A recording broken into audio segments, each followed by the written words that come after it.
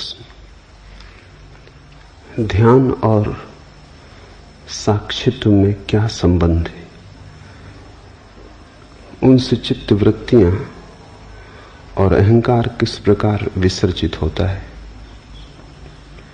पूर्ण निरअहंकार को उपलब्ध हुए बिना क्या समर्पण संभव है? गैरिक वस्त्र और माला ध्यान और साक्षी में ध्यान और साक्षी साधना में कहां तक सहयोगी? और कृपया यह भी समझाएं कि साक्षित्व, जागरूकता और सम्यक स्मृति में क्या अंतर है?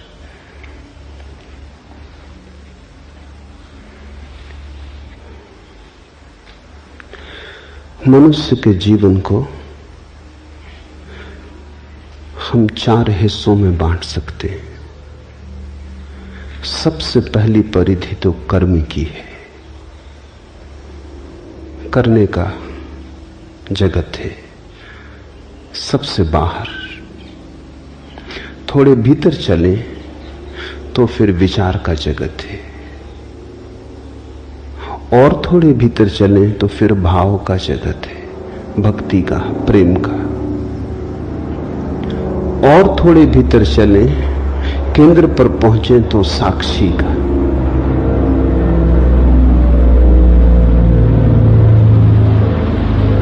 साक्षी हमारा स्वभाव है, क्योंकि उसके पार जाने का कोई उपाय नहीं। कभी कोई नहीं गया, कभी कोई जा भी नहीं सकता। साक्षी का साक्षी होना असंभव है। साक्षी तो बस साक्षी है, उससे पीछे नहीं हटा जा सकता। वो हमारी बुनियाद आ गई। साक्षी की बुनियाद पर यह हमारा भवन है, भाव का, विचार का, कर्म का। इसलिए 3 योग हैं: कर्म योग, ज्ञान योग, भक्ति योग। वे तीनों ही ध्यान की पद्धतियां हैं। उन तीनों से ही साक्षी पर पहुंचने की चेष्टा होती। कर्म योग का अर्थ है कर्म धन ध्यान। सीधे कर्म से साक्षी पर जाने की जो चेष्टा है वही कर्म योग है। तो ध्यान पद्धति हुई और साक्षी भाव लक्ष्य हुआ। पूछा है ध्यान और साक्षित्व में क्या संबंध है? ध्यान मार्ग हुआ, साक्षित्व मंजिल हुई। ध्यान की परिपूर्णता है साक्षित्व, और साक्षी भाव का प्रारंभ है ध्यान। तो जो कर्म के ऊपर ध्यान को आरोपित करेगा, जो कर्म के जगत में ध्यान को जोड़ेगा, कर्म धन ध्यान, वो कर्म योगी। फिर ज्ञान योगी है, वो विचार के ऊपर ध्यान को आरोपित करता है। वो विचार के जगत में ध्यान को जोड़ता है। वो ध्यान पूर्वक विचार करने लगता है, एक नई प्रक्रिया जोड़ देता है कि जो भी करेगा होश पूर्वक करेगा। जब विचार धन ध्यान की स्थिति बनती है तो फिर साक्षी की तरफ यात्रा शुरू हुई। ध्यान है दिशा परिवर्तन। जिस चीज के साथ भी ध्यान जोड़ दोगे वही चीज साक्षी की तरफ ले जाने का वाहन बन जाएगी। फिर तीसरा मार्ग है भक्ति योग। भाव के साथ ध्यान का जोड़, भाव के साथ ज्ञान का, ध्यान का गठबंधन, भाव के साथ ध्यान की भांवर। तो भाव के साथ ध्यान पूर्ण हो जाओ। इन 3 मार्गों से व्यक्ति साक्षी की तरफ आ सकता है, लेकिन लाने वाली विधि ध्यान है। मौलिक बात ध्यान है। जैसे कोई वैद्य तुम्हें औषधि दे और कहे शहद में मिला के ले लेना, और तुम कहो शहद में लेता नहीं, मैं जैन धर्म का पालन करता हूं। तो वो कहे दूध में मिला के ले लेना, और तुम कहो दूध में ले नहीं सकता, क्योंकि दूध तो रक्त का ही हिस्सा है। मैं क्वेकर ईसाई हूं, मैं दूध नहीं पी सकता, दूध तो मांसाहार है। तो वैद्य कहे पानी में मिला के ले लेना, लेकिन औषधि एक ही है। मधु, दूध या जल, कोई फर्क नहीं पड़ता, वो तो सिर्फ औषधि को गटकने के उपाय है, गले से उतर जाए।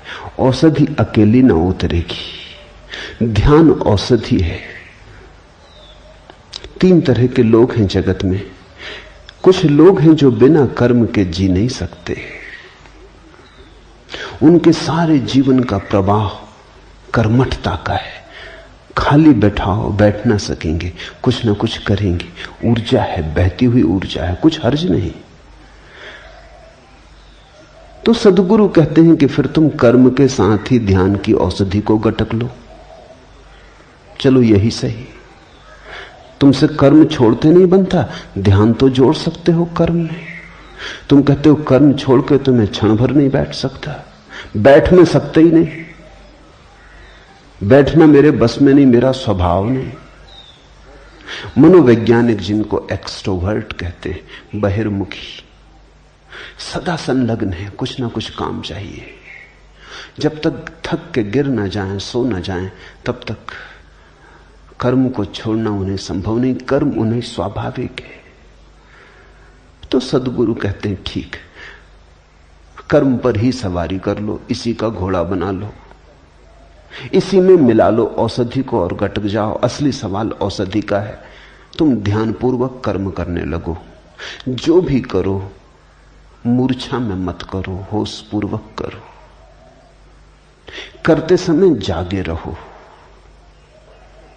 फिर कुछ हैं जो कहते हैं कर्म का तो हम पर कोई प्रभाव नहीं, लेकिन विचार की बड़ी तरंगें उठती हैं। विचारक हैं, कर्म में उन्हें कोई रस नहीं, बाहर में उन्हें कोई उत्सुकता नहीं, मगर भीतर बड़े तरंगें उठती हैं, बड़ा कोलाहल है, और भीतर वो क्षण भर को निर्विचार नहीं हो पाते। वे कहते हैं कि हम बैठे शांत होकर तो और विचार आते, इतने वैसे नहीं आते जितने शांत होकर बैठ के आते हैं। पूजा, प्रार्थना, ध्यान का नाम ही रखते हैं कि बस विचारों की बड़ी आक्रमण, सेनाओं पर सेनाएं चली आती हैं, डुबा लेती। क्या करें? तो सदगुरु कहते हैं तुम विचार में ही मिला के ध्यान को पी जाओ। विचार को रोको मत, विचार आए तो उसे देखो, उसमें खो मत, थोड़े दूर खड़े रहो, थोड़े फासले पर, शांत भाव से देखते हुए विचार को ही धीरे धीरे तुम साक्षी भाव को उपलब्ध हो जाओगे। विचार से ही ध्यान को जोड़ दो। फिर कुछ है वो कहते हैं ना हमें विचार की कोई झंझट है, ना हमें कर्म की कोई झंझट है। भाव का उद्रेक होता है, आंसू बहते, हृदय गदगद हो आता, डुबकी लग जाती, प्रेम में, स्नेह में, श्रद्धा में, भक्ति में। सदगुरु कहते हैं इसी को औषधि बना लो, इसी में ध्यान को जोड़ दो। आंसू तो बहे, ध्यान पूर्वक बहे। रोमांच तो हो, लेकिन ध्यान पूर्वक हो। लेकिन सार सूत्र ध्यान है। ये जो भक्ति, कर्म और ज्ञान के भेद हैं, ये औषधि के भेद नहीं, औषधि तो एक ही है। और यही तुम्हें अष्टावक्र को समझना होगा। अष्टावक्र कहते हैं सीधे ही छलांग लगा जाओ, औषधि सीधी ही गटकी जा सकती। वो कहते हैं इन साधनों की भी जरूरत नहीं है। इसलिए अष्टावक्र न तो ज्ञान योगी हैं, न भक्ति योगी, न कर्म योगी। वो कहते हैं सीधे ही साक्षी में उतर जाओ, इन बहानों की कोई जरूरत नहीं। ये औषधि सीधी ही गटकी जा सकती है। छोड़ो बहाने, वाहन छोड़ो, सीधे ही दौड़ सकते हो, साक्षी सीधे ही हो सकते हो। इसलिए जहां तक अष्टावक्र का संबंध है, साक्षी और ध्यान में कोई फर्क नहीं। लेकिन जहां तक और पद्धतियों का संबंध है, साक्षी और ध्यान में फर्क है। ध्यान है विधि, साक्षी है मंजिल।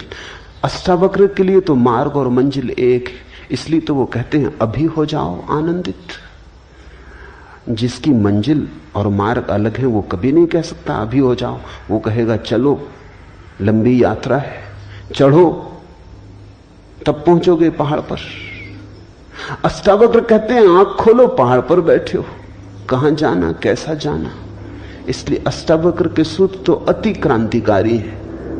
न तो ज्ञान, न भक्ति, न कर्म, तीनों ही इस ऊंचाई पर नहीं पहुंचते। शुद्ध साक्षी की बात है। ऐसा समझो कि दवाई गटकनी तक नहीं है, समझ लेना काफी है, बोध मात्र काफी है, सहारे की कोई जरूरत ही नहीं है, तुम वहां हो ही। लेकिन ऐसा होता है कि कुछ लोग असमर्थ हैं इस बात को मानने में। एक सूफी कहानी है। एक फकीर सत्य को खोजने निकला। अपने ही गांव के बाहर जो पहला ही संतों से मिला, एक वृक्ष के नीचे बैठे, उससे उसने पूछा कि मैं सद्गुरु को खोजने निकला हूं, आप बताएंगे कि सद्गुरु के लक्षण क्या हैं? उस फकीर ने लक्षण बता दिए। लक्षण बड़े सरल थे। उसने कहा ऐसे ऐसे वृक्ष के नीचे बैठा मिले, इस आसन में बैठा हो, ऐसी ऐसी मुद्रा हो, बस समझ लेना कि यही सद्गुरु है। चला खोजने। साधक कहते हैं 30 साल बीत गए, सारी पृथ्वी पे चक्कर मार चुका, बहुत जगह गया लेकिन सद्गुरु न मिला। बहुत मिले मगर कोई सद्गुरु न था। थका मांदा अपने गांव वापस लौटा। लौट रहा था तो हैरान हो गया, भरोसा ना आया। वो बूढ़ा बैठा था उसी वृक्ष के नीचे। अब उसको दिखाई पड़ा कि ये तो वृक्ष वही है जो इस बूढ़े ने कहा था, ऐसे ऐसे वृक्ष के नीचे बैठा हो, और ये आसन भी वही लगाया है, लेकिन ये आसन तो 30 साल पहले भी लगाया था। क्या मैं अंधा था? इसके चेहरे पे भाव भी वही, मुद्रा भी वही। वो उसके चरणों में गिर पड़ा, कहा कि आपने पहले ही मुझे क्यों ना कहा? 30 साल मुझे भटकाया क्यों? ये क्यों ना कहा कि मैं ही सद्गुरु? उस बूढ़े ने कहा मैंने तो कहा था, लेकिन तुम तब सुनने को तैयार न थे। तुम बिना भटके घर भी नहीं आ सकते। अपने घर आने के लिए भी तुम्हें 1000 घरों पर दस्तक मारनी पड़ेगी, तभी तुम आओगे। कह तो दिया था मैंने, सब बता दिया था कि ऐसे ऐसे वृक्ष की, यही वृक्ष की व्याख्या कर रहा था, यही मुद्रा में बैठा था, लेकिन तुम भागे भागे थे, तुम ठीक से सुन ना सके, तुम जल्दी में थे, तुम कहीं खोजने जा रहे थे। खोज बड़ी महत्वपूर्ण थी, सत्य महत्वपूर्ण नहीं था तुम्हें, लेकिन आ गए तुम। मैं थका जा रहा था, तुम्हारे लिए बैठा बैठा इसी मुद्रा में। 30 साल तुम तो भटक रहे थे, मेरी तो सोचो। इसी झाड़ के नीचे बैठा कि किसी दिन तुम आओगे तो कहीं ऐसा ना हो कि तब तक मैं विदा हो जाऊं। तुम्हारे लिए रुका था, आ गए तुम। 30 साल तुम्हें भटकना पड़ा अपने कारण। सद्गुरु मौजूद था। बहुत बार जीवन में ऐसा होता है, जो पास है वो दिखाई नहीं पड़ता, जो दूर है वो आकर्षक मालूम होता है। दूर के ढोल सुहावने मालूम होते हैं।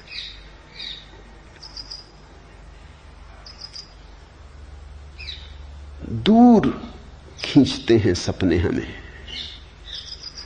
अष्टावक्र कहते हैं कि तुम ही हो वही जिसकी तुम खोज कर रहे हो, और अभी और यहीं तुम वही हो। कृष्णमूर्ति जो कह रहे हैं लोगों से, वो शुद्ध अष्टावक्र का संदेश है। न अष्टावक्र को किसी ने समझा, न कृष्णमूर्ति को कोई समझता है। और तथाकथित साधु सन्यासी तो बहुत नाराज होते, क्योंकि कृष्णमूर्ति कहते हैं ध्यान की कोई जरूरत नहीं। बिल्कुल ठीक कहते हैं। न भक्ति की कोई जरूरत, न कर्म की कोई जरूरत, न ज्ञान की कोई जरूरत। साधारण साधु संत बड़े विचलित हो जाते हैं कि कुछ भी जरूरत नहीं, भटका दोगे लोगों को। भटकाइए, साधु संत रहे। कृष्णमूर्ति तो सीधा अष्टावक्र का संदेश ही दे रहे हैं। वो इतना ही कह रहे हैं कुछ जरूरत नहीं, क्योंकि जरूरत तो तब होती है जब तुमने खोया होता है। जरा झटकारो धूल, उठो, ठंडे पानी के छींटे आंख पे मार लो, और क्या करना है। तो अष्टावक्र के दर्शन में तो साक्षी और ध्यान एक ही है, क्योंकि मंजिल और मार्ग एक ही है। लेकिन और सभी मार्गों और प्रणालियों में ध्यान विधि है, साक्षी उसका अंतिम फल है। उनसे चित्तवृत्तियां और अहंकार किस प्रकार विसर्जित होते हैं। साक्षी भाव से चित्तवृत्तियां और अहंकार विसर्जित नहीं होते। साक्षी भाव में पता चलता है कि वे कभी थे ही नहीं। विसर्जित तो तब हो जब रहे हो। तुम ऐसा समझो कि तुम एक अंधेरे कमरे में बैठे हो, समझ रहे हो कि भूत है, तुम्हारा ही कुर्ता टंगा है, मगर भय में और घबराहट में और कल्पना के जाल में तुमने उसमें हाथ भी जोड़ लिए, पैर भी जोड़ लिए, वो खड़ा तुम्हें डरा रहा है। अब कोई कहे कि दिया जला लो, तो तुम पूछोगे दिया के जलने से भूत कैसे दूर होता है। लेकिन दिए के जलने से भूत दूर हो जाता है, क्योंकि भूत है नहीं। होता तो दिए के जलने से दूर नहीं होता। दिए के जलने से भूत के दूर होने का क्या लेना देना है। अगर भूत होता ही तो दिए के जलने से दूर ना होता। नहीं है, आभास होता है, इसलिए दूर भी हो जाता है। तुम हजारों ऐसी बीमारियों से पीड़ित रहते हो जो नहीं है, इसलिए किसी साधु संत की राख भी काम कर जाती है। इसलिए नहीं कि तुम्हारी बीमारी को राख से दूर होने का कोई संबंध है। पागल हुए हो? राख से कहीं बीमारियां दूर हुई? नहीं तो सब औषधि शास्त्र व्यर्थ हो जाएं। राख से बीमारी दूर नहीं होती, सिर्फ बीमारी थी ये ख्याल दूर होता है। मैंने सुना है एक वैद्य के संबंध में, खुद उन्होंने मुझसे कहा, एक आदिवासी क्षेत्र में बस्तर के पास वो रहते, तो बस्तर से दूर देहात से एक आदिवासी आया। वो एक गांव में गए हुए थे, आदिवासियों का गांव था। वो बीमार था, तो वैद्य के पास लिखने को भी कोई उपाय ना था। गांव में ना तो फाउंटेन पेन था, ना कलम थी, ना कागज था। तो पास में पड़े हुए एक खपड़े पर पत्थर के एक टुकड़े से उन्होंने औषधि का नाम लिख दिया और कहा कि बस इसको तो 1 महीने भर घोंट के दूध में मिला के पी लेना, सब ठीक हो जाएगा। वो आदमी महीने भर बाद आया, बिल्कुल ठीक हो गया, स्वस्थ चंगा। वैद्य ने कहा दवा काम कर गई? उसने कहा गजब की काम कर गई, अब फिर एक और खपड़े पे लिख के दे दें। उसने कहा तेरा मतलब? उसने कहा खपड़ा तो खत्म हो गया, घोल के पी गए, मगर गजब की दवा थी और वो ठीक भी होके आ गया है। अब वैद्य भी कुछ कहे तो ठीक नहीं, अब कुछ कहना उचित ही नहीं। वो मुझसे कहने लगे, फिर मैंने कुछ नहीं कहा, जब ठीक ही हो गया तो जो ठीक कर दे वो दवा। अब इसको और भटकाने में क्या सार है? ये कहना कि पागल, हमने दवा का नाम लिखा था, वो तो तूने खरीदी नहीं, वो प्रिस्क्रिप्शन कोई पी गए, मगर काम कर गई बात। बीमारी झूठी रही होगी, मनोकल्पित रही होगी। मनोवैज्ञानिक कहते हैं हमारी 100 में से 90 बीमारियां मनोकल्पित। और जैसे जैसे समझ बढ़ती है, ऐसा संभावना है कि 99% मनोकल्पित हो सकती है। और एक दिन ऐसी भी घटना आ सकती है कि 100% बीमारियां मनोकल्पित हों। इसलिए तो दुनिया में इतने चिकित्सा शास्त्र काम करते। एलोपैथी लो, उससे भी मरीज ठीक हो जाता है। आयुर्वेदिक लो, उससे भी ठीक हो जाता है। होम्योपैथी, उससे भी ठीक हो जाता है। यूनानी, उससे भी ठीक हो जाता है। नेचुरोपैथी से भी ठीक हो जाता है। और गंडे ताबीज भी काम करते हैं। आश्चर्यजनक है, अगर बीमारी वस्तुता है तो फिर बीमारी को दूर करने का एक विशिष्ट उपाय ही हो सकता है। सब उपाय काम नहीं करेंगे, बीमारी है नहीं। तुम्हें जिस पे भरोसा है, किसी को एलोपैथी पे भरोसा है, काम हो जाता है। बीमारी से ज्यादा डॉक्टर का नाम काम करता है। तुमने कभी ख्याल किया, जब भी तुम बड़े डॉक्टर को दिखा के लौटते हो जेब खाली करके, काफी फीस देके, आधे तो तुम वैसे ही ठीक हो जाते। अगर वही डॉक्टर मुफ्त प्रिस्क्रिप्शन लिख दे तो तुम्हें असर ना होगा।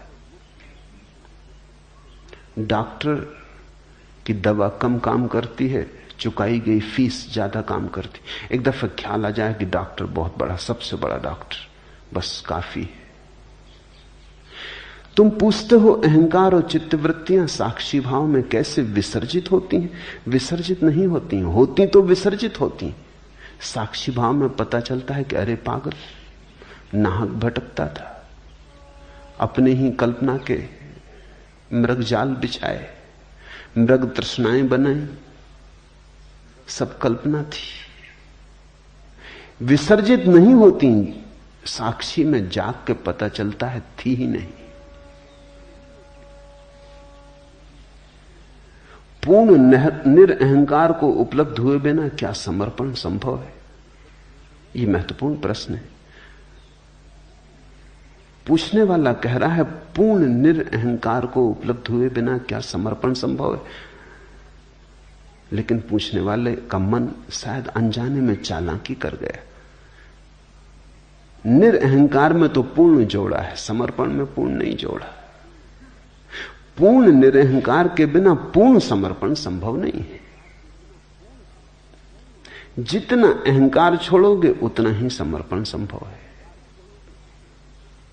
50% अहंकार छोड़ोगे तो 50% समर्पण संभव। अहंकार का छोड़ना और समर्पण दो बातें थोड़ी हैं। एक ही बात को कहने के दो ढंग हैं। तो तुम कहो कि पूर्ण अहंकार को छोड़े बिना तो समर्पण संभव नहीं, पूर्ण समर्पण संभव नहीं, धोखा मत दे लेना अपने को। तो सोचो कि समर्पण की क्या जरूरत जब पूर्ण अहंकार छूटेगा, और वो तो कब छूटेगा, कैसे छूटेगा? जितना अहंकार छूटेगा उतना समर्पण संभव है। अब पूर्ण की प्रतीक्षा मत करो, जितना बने उतना करो। उतना कर लोगे तो और आगे कदम उठाने की सुविधा हो जाएगी। जैसे कोई आदमी अंधेरी रात में यात्रा पर जाता है, हाथ में उसके छोटी सी कंदील है, 4 कदम तक रोशनी पड़ती है। वो आदमी कहे कि इससे तो 10 मील की यात्रा कैसे हो सकती? 4 कदम तक रोशनी पड़ती, 10 मील तक अंधेरा है, भटक जाएंगे। तो हम उससे कहेंगे तुम घबराओ मत, 4 कदम चलो। जब तुम 4 कदम चल चुके होगे, रोशनी 4 कदम आगे बढ़ने लगेगी। कोई 10 मील तक रोशनी की थोड़ी जरूरत है, तब तुम चलोगे। 4 कदम काफी है। तो जितना अहंकार रत्ती भर छूटता है, रत्ती भर छोड़ो। रत्ती भर छोड़ने पर फिर रत्ती छोड़ने की संभावना आ जाएगी। 4 कदम चले, फिर 4 कदम तक रोशनी पड़ने लगी। ऐसी तरकीब खोज के मत बैठ जाना कि जब पूर्ण अहंकार छूटेगा तब समर्पण करेंगे, फिर तुम कभी ना करोगे। तुमने बड़ी कुशलता से बचाव कर लिया। उतना ही समर्पण होगा, यह बात सच है, जितना अहंकार छूटेगा। तो जितना छूटता हो उतना तो कर लो। जितना कमा सको समर्पण उतना तो कमा लो। शायद उसका स्वाद तुम्हें और तैयार कर दे, उसका आनंद अहोभाव तुम्हें और हिम्मत दे दे। हिम्मत स्वाद से आती है। कोई आदमी कहे कि जब तक हम पूरा तैरना न सीख लेंगे तब तक पानी में न उतरेंगे। ठीक कह रहा है, गणित की बात कह रहा है, तर्क की बात कह रहा है। ऐसे बिना सीखे पानी में उतर गए और खा गए डुबकी, ऐसी झंझट न करेंगे। पहले तैरना सीख लेंगे पूरा, फिर उतरेंगे। मगर पूरा सीखोगे कहां? गद्दी पर। पूरा तैरना सीखोगे कहां? पानी में तो उतरना ही पड़ेगा। मगर तुमसे कोई नहीं कह रहा है कि तुम सागर में उतर जाओ, किनारे पर उतरो, गले गले तक उतरो, जहां तक हिम्मत हो वहां तक उतरो, वहां तैरना सीखो। धीरे धीरे हिम्मत बढ़ेगी, 2-2 हाथ आगे बढ़ोगे, सागर की पूरी गहराई भी फिर तैरी जा सकती। तैरना आ जाए एक बार, और तैरना आने के लिए उतरना तो पड़ेगा ही। किनारे पर ही उतरो। मैं नहीं कह रहा हूं कि तुम सीधे किसी पहाड़ से किसी गहरी नदी में छलांग लगा लो। किनारे पर ही उतरो। जल के साथ थोड़ी दोस्ती बनाओ, जल को जरा पहचानो, हाथ पैर तड़फड़ाओ। तैरना है क्या? कुशलता पूर्वक हाथ पैर तड़फड़ाना। तड़फड़ाना सभी को आता है। किसी आदमी को जो कभी नहीं तैरा उसे भी पानी में फेंक दो तो वो भी तड़फड़ाता है। उसमें और तैरने वाले में फर्क थोड़ी सी कुशलता का है, क्रिया का कोई फर्क नहीं। हाथ पैर वो भी फेंक रहा है, लेकिन उसका पानी पे भरोसा नहीं है, अपने पे भरोसा नहीं है। वो डर रहा है कि कहीं डूब ना जाऊं। वो डर ही उसे डुबा देगा। जल ने थोड़ी किसी को कभी डुबाया है। तुमने देखा मुर्दे ऊपर तैर जाते, मुर्दे पानी पे तैरने लगते। पूछो मुर्दों से तुम्हें क्या तरकीब आती? जिंदा थे डूब गए, मुर्दा होकर तैर रहे हो। मुर्दा डरता नहीं, अब नदी कैसे डुबाए। पानी का स्वभाव डुबाना नहीं है, पानी उठाता है। इसलिए तो पानी में वजन कम हो जाता है। तुम पानी में अपने से वजनी आदमी को उठा ले सकते हो, बड़ी चट्टान उठा ले सकते हो पानी में। पानी में चीजों का वजन कम हो जाता है। जैसे जमीन का गुरुत्वाकर्षण है, जमीन नीचे खींचती, पानी ऊपर उछालता है। पानी का उछालना स्वभाव है। अगर डूबते हो तो तुम अपने ही कारण डूबते हो। पानी ने कभी किसी को नहीं डुबाया। भूल के भी पानी को दोष मत देना, पानी ने अब तक किसी को नहीं डुबाया। तुम वैज्ञानिक से पूछ लो, वो भी कहता है ये चमत्कार है कि आदमी डूब कैसे जाते हैं, क्योंकि पानी तो उबारता है। तुम्हारी घबराहट में डूब जाते हो, चीख पुकार मचा देते हो, मुंह खोल देते हो, पानी पी जाते हो, भीतर वजन हो जाता है, डुबकी खा जाते हो। मरते तुम अपने कारण हो। तैरने वाला इतना ही सीख लेता है कि अरे पानी तो उठाता है, उसकी श्रद्धा पानी में बढ़ जाती। वो समझ लेता है कि पानी तो वजन कम कर देता है। जितने वजनी हम जमीन पे थे उससे बहुत कम वजनी पानी में रह जाते। तुमने देखा होगा, कभी तुम बाल्टी कुएं में डालते हो, जब बाल्टी भर जाती है और पानी में डूबी होती तो कोई वजन नहीं होता। खींचो पानी के ऊपर और वजन शुरू हुआ। पानी तो निर्भर करता है, डुबाएगा कैसे। सीखने वाला धीरे धीरे इस बात को पहचान लेता है। श्रद्धा का जन्म होता है। पानी पे भरोसा आ जाता है कि ये दुश्मन नहीं है, मित्र है, ये डुबाता ही नहीं। फिर तो कुशल तैराक बिना हाथ पैर फैलाए, बिना हाथ पैर चलाए पड़ा रहता है जल पर, कमलवत। ये वही आदमी है जैसे तुम हो, कोई फर्क नहीं। सिर्फ इसमें श्रद्धा का जन्म हुआ और इसे अपने पे भरोसा आ गया, जल पे भरोसा आ गया, दोनों की मित्रता सध गई। ठीक ऐसा ही समर्पण में घटता है। समर्पण में डर यही है कि कहीं हम डूब ना जाएं। तो किनारे पे उतरो। तुमसे कोई 100 डिग्री समर्पण करने को कह भी नहीं रहा है। 1 डिग्री सही, उतर उतर के पहचान आएगी, स्वाद बढ़ेगा, रस जगेगा, प्राण पुलकित होंगे। तुम चकित होगे कि कितना गमाया। अहंकार के साथ जरा से समर्पण से कितना पाया। नए द्वार खुले, प्रकाश द्वार, नई हवाएं बही प्राणों में, नई पुलक, नई उमंग, सब ताजा ताजा। तुम पहली दफा जीवन को देखोगे, तुम्हें पहली दफा आंखों से धुंध हटेगी, प्रभु का रूप थोड़ा थोड़ा प्रकट होना शुरू होगा। इधर समर्पण, उधर प्रभु पास आया, क्योंकि इधर तुम मिटना शुरू हुए, उधर प्रभु प्रकट होना शुरू हुआ। प्रभु दूर थोड़ी, तुम्हारे बजनी अहंकार के कारण तुम्हें दिखाई नहीं पड़ता। तुम्हारी आंखें अहंकार से भरी हैं, इसलिए दिखाई नहीं पड़ता। खाली आंखें देखने में समर्थ हो जाती। फिर धीरे धीरे हिम्मत बढ़ती जाती, श्रद्धा, आत्मविश्वास। तुम और समर्पण करते हो, एक दिन तुम पूरी छलांग ले लेते हो।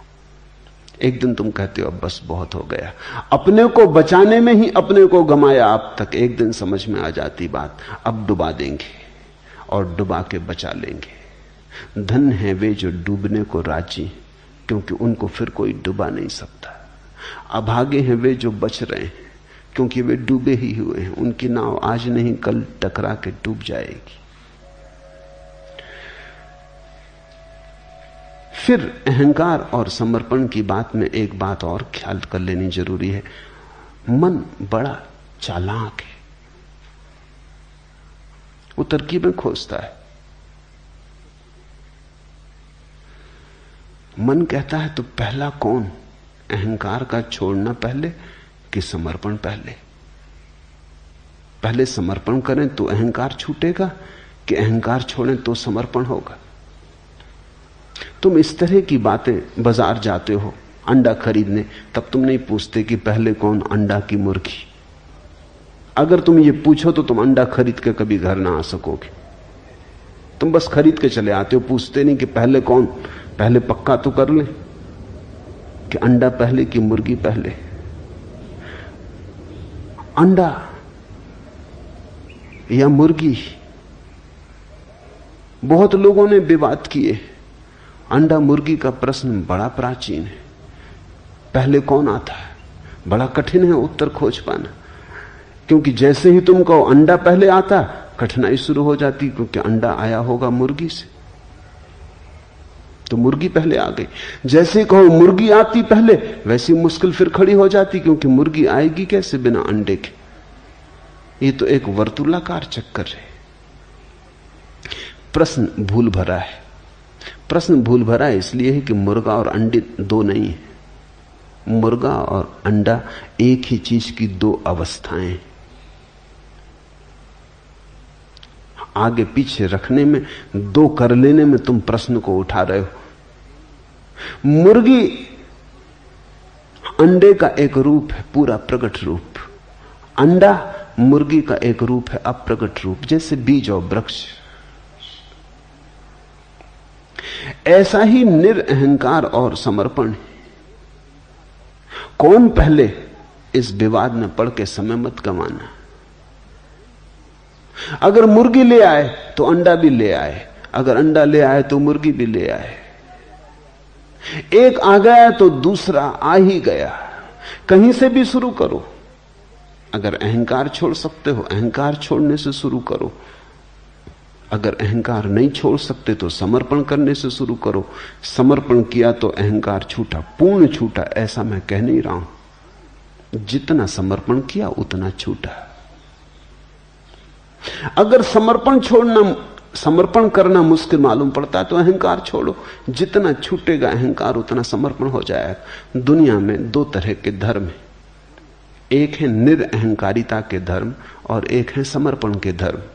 एक है मुर्गी पर जोर देने वाले धर्म, एक है अंडे पर जोर देने वाले धर्म। दोनों सही हैं, क्योंकि एक आ गया तो दूसरा अपने आप आ जाता है।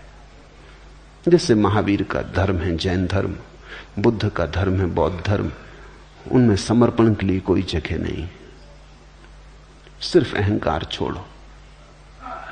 समर्पण करोगे कहां? कोई परमात्मा नहीं है जिसके सामने समर्पण हो सके। महावीर कहते हैं अशरण, शरण जाने की कोई जगह ही नहीं। किसकी शरण जाओगे? अशरण में हो जाओ, लेकिन अहंकार छोड़ो। हिंदू हैं, मुसलमान हैं, ईसाई हैं, वे धर्म समर्पण के धर्म है। वे अहंकार छोड़ने की उतनी बात नहीं कहते। वे कहते हैं परमात्मा पे समर्पण करो। कोई चरण खोज लो, कोई चरण जहां तुम अपने सिर को झुका सको। अहंकार अपने से चला जाएगा। दोनों सही है, क्योंकि दोनों घटनाएं एक ही सिक्के के दो पहलू हैं। तुम सिक्के का सीधा हिस्सा घर ले आओ कि उल्टा हिस्सा घर ले आओ, इससे क्या फर्क पड़ता है? सिक्का घर आ जाएगा। दोनों ही एक सिक्के के पहलू हैं, पर कहीं से शुरू करना पड़ेगा। बैठ के सिर्फ गणित मत बिठाते रहना। गैरिक वस्त्र और माला ध्यान और साक्षी साधना में कहां तक सहयोगी है? चाहो तो हर चीज सहयोगी है। चाहो तो छोटी छोटी चीजों से रास्ता बना ले सकते हो। कहते हैं राम ने जब पुल बनाया लंका को जोड़ने को, जब सागर सेतु बनाया, तो गिलहरियां छोटी छोटी रेत के कण और कंकड़ ले आईं। उनका भी हाथ हुआ, उन्होंने भी सेतु को बनने में सहायता दी। बड़े बड़ी चट्टाने वाले लाने वाले लोग भी थे, छोटी छोटी गिलहरियां भी थीं, जो उनसे बन सका उन्होंने किया। कपड़े के बदल लेने से बहुत आशा मत करना, क्योंकि कपड़े के बदल लेने से अगर सब बदलता होता तो बात बड़ी आसान हो जाती। माला के गले में डाल लेने से ही मत समझ लेना कि बहुत कुछ हो जाएगा, क्रांति घट जाएगी। इतनी सस्ती क्रांति नहीं है। लेकिन इससे यह भी मत सोच लेना कि यह गिलहरी का उपाय, इससे क्या होगा। राम ने गिलहरियों को भी धन्यवाद दिया। ये छोटे छोटे उपाय भी कारगर हैं। कारगर इस तरह है, अचानक तुम अपने गांव वापस जाओगे गैरिक वस्त्रों में, सारा गांव चौंक के तुम्हें देखेगा। तुम उस गांव में फिर ठीक उसी तरह से न बैठ पाओगे जिस तरह पहले बैठते थे। तुम उस गांव में उसी तरह से छिप न जाओगे जैसे पहले छिप जाते थे। तुम उस गांव में एक पृथकता लेकर आ गए। हर एक पूछेगा क्या हुआ है, हर एक तुम्हें याद दिलाएगा कि कुछ हुआ है, हर एक तुमसे प्रश्न करेगा, हर एक तुम्हारी स्मृति को जगाएगा, हर एक तुम्हें मौका देगा पुनः पुनः स्मरण का साक्षी बनने का। एक मित्र ने सन्यास लिया, सन्यास लेते वक्त वो रोने लगे, सरल व्यक्ति, और कहा कि बस एक अड़चन है, मुझे शराब पीने की आदत है और आप जरूर कहेंगे कि छोड़ो। मैंने कहा मैं किसी को कुछ छोड़ने को कहते ही नहीं। पीते हो ध्यानपूर्वक पियो।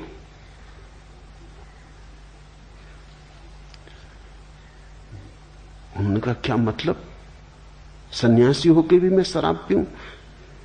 तुम्हारी मर्जी, सन्यास मैंने दे दिया, अब तुम समझो। वो कोई महीने भर बाद आए, कहने लगे आपने चालबाजी की। शराब घर में खड़ा था, एक आदमी आके मेरे पैर पड़ लिया, कहा स्वामी जी कहां से आए? मैं भागा वहां से। मैंने कहा कि ये स्वामी जी उस शराब घर में। वो आदमी कहने लगा आपने चालबाजी की। अब शराब घर की तरफ जाने में डरता हूं कि कोई पैर वगैरह छू ले या कोई नमस्कार वगैरह कर ले। आज 15 दिन से नहीं गया हूं। एक स्मृति बनी, एक याददाश्त जगी।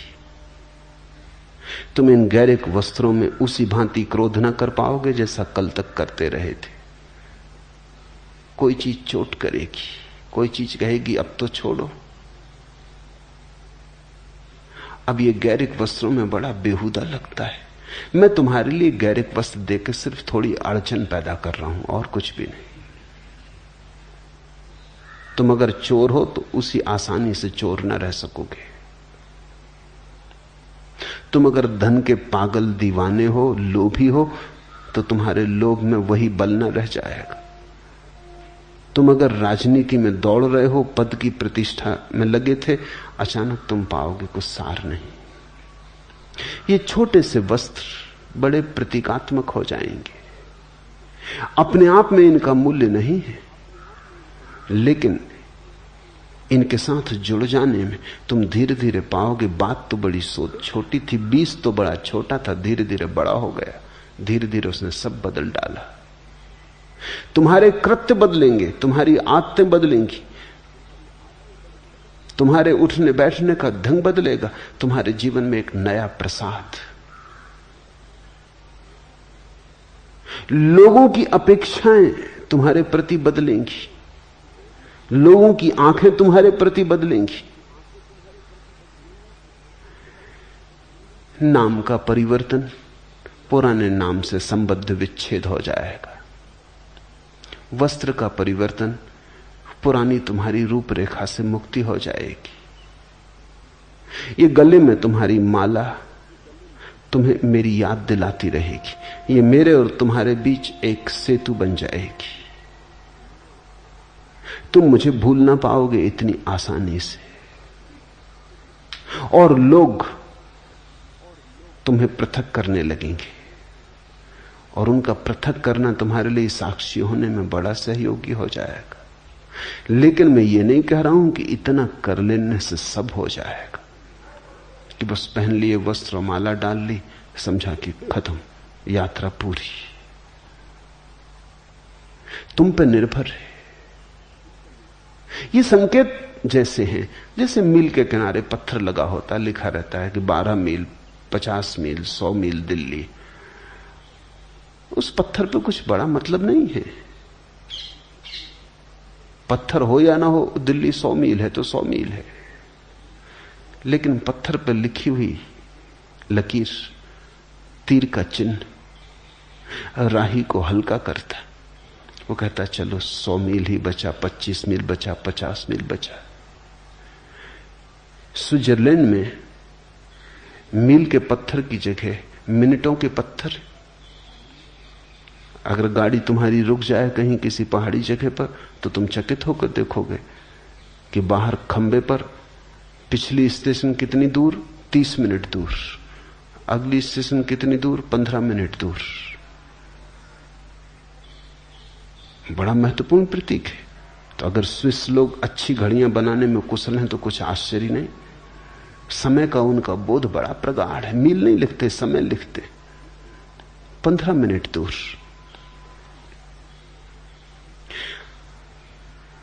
खबर मिलती है कि समय का बोध प्रगाढ़ है इस जाति का। तुम गैरिक वस्त्र पहने हो, कुछ खबर मिलती तुम्हारे बाबत। हर चीज खबर देती। कैसे तुम बैठते हो, कैसे तुम उठते हो, कैसे तुम देखते हो, हर चीज खबर देती। सैनिकों को हम ढीले वस्त्र नहीं पहनाते। दुनिया में कोई जाति नहीं पहनाती। पहनाएगी तो हार खाएगी। सैनिक को ढीले वस्त्र पहनाना खतरनाक सिद्ध हो सकता है। सैनिक को हम चुस्त वस्त्र पहनाते, इतने चुस्त वस्त्र जिनमें वो हमेशा अड़चन अनुभव करता है और इच्छा होती कि कब इनके बाहर कूद के निकल जाए।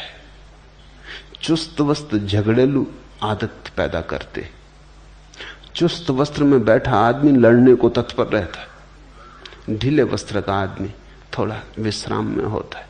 सिर्फ सम्राट ढीले वस्त्र पहनते थे, या सन्यासी या फकीर। तुमने कभी देखा कि ढीले वस्त्र पहन के अगर तुम सीढ़ियां चढ़ो तो तुम एक एक सीढ़ी चढ़ोगे। चुस्त वस्त्र पहन के चढ़ो, दो दो एक साथ चढ़ जाओगे। चुस्त वस्त्र पहने हो तो तुम क्रोध से भरे हो। कोई जरा सी बात कहेगा और बेचैनी खड़ी हो जाएगी। ढीले वस्त्र पहने हो तुम थोड़े विश्राम में रहोगे। छोटी छोटी चीजें फर्क लाती। जीवन छोटी छोटी चीजों से बनता है। गिलहरियों के द्वारा लाए गए छोटे छोटे कंकर पत्थर जीवन के सेतु को निर्मित करते। क्या तुम खाते हो, क्या तुम पहनते हो, कैसे उठते बैठते हो, सबका अंतिम परिणाम है। सबका जोड़ हो तुम। अब एक आदमी चला जा रहा है,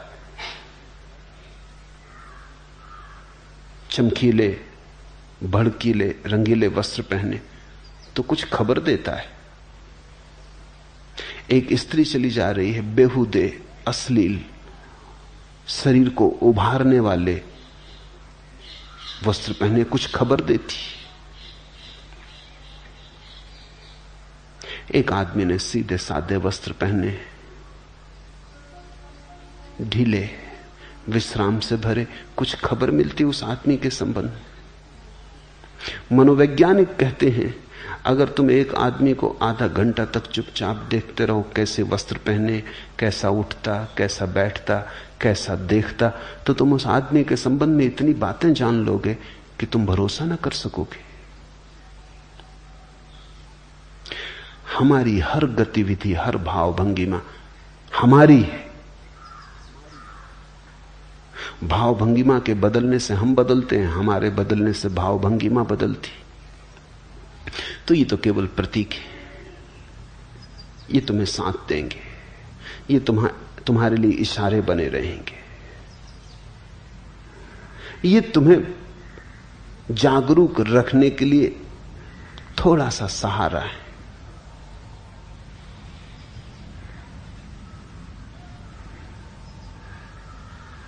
और कृपया यह भी समझाएं कि साक्षित्व, जागरूकता और सम्यक स्मृति में क्या अंतर है। कोई भी अंतर नहीं, वो सब पर्यायवाची शब्द हैं। अलग अलग परंपराओं ने उनका उपयोग किया है। जागरूकता कृष्णमूर्ति उपयोग करते हैं, सम्यक स्मृति, माइंडफुलनेस बुद्ध ने उपयोग किया है, साक्षित्व अष्टावक्र ने, उपनिषदों ने, गीता ने उपयोग किया है। सिर्फ भेद अलग अलग परंपराओं का है, लेकिन उनके पीछे जिसकी तरफ इशारा है वो एक ही है। दूसरा प्रश्न, आपके महागीता पर हुए पहले प्रवचन के समय अनेक लोग आंसू बहा के रो रहे थे, उसका क्या मतलब है? क्या रोने वाले कमजोर मन के लोग हैं या आपकी वाणी का यह प्रभाव है? कृपया इस पर थोड़ा प्रकाश डालें। एक बात पक्की है कि पूछने वाले कठोर मन के आदमी, आंसुओं में उन्हें सिर्फ कमजोरी दिखाई पड़ी। एक बात पक्की है, पूछने वाले व्यक्ति के आंख के आंसू सूख गए, आंखें बंजर हो गई, मरुस्थल जैसी, उनमें फूल नहीं खिलते। आंसू तो आंख के फूल हैं। पूछने वाले का भाव मर गया है, पूछने वाले का हृदय अवरुद्ध हो गया है। पूछने वाला सिर्फ बुद्धि से जी रहा होगा, उसने भाव को तिलांजलि दे दी, सोच विचार से जी रहा होगा। प्रेम और करुणा और जीवन की तरफ जो लगाव की, चाहत की, आनंद की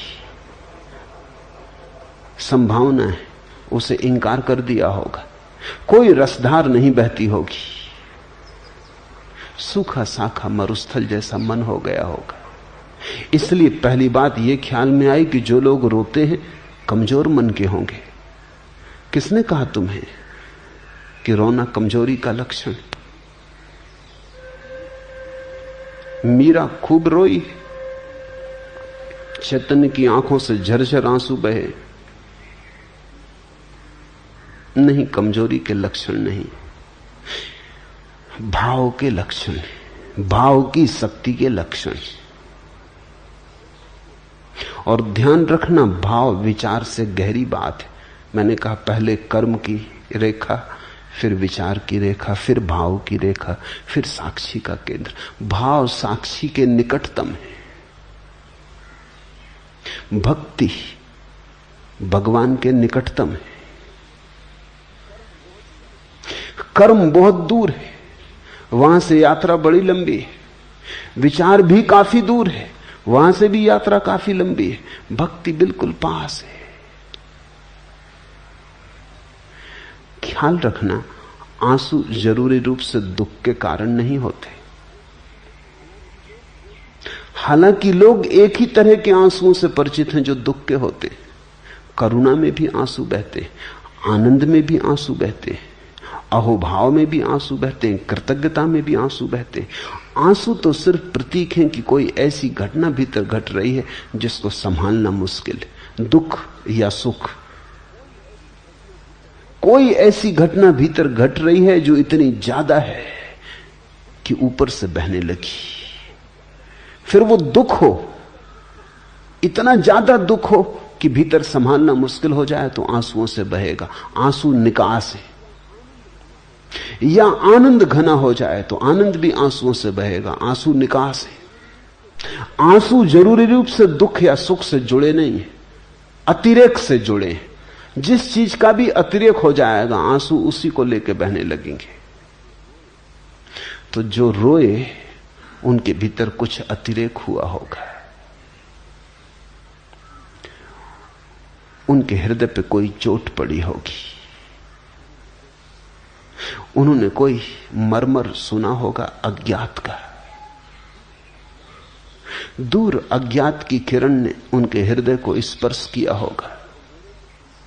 उनके अंधेरे में कुछ उतरा होगा, कोई तीर उनके हृदय को पीड़ा और आह्लाद से भर गया। रोक ना पाए वो अपने आंसू।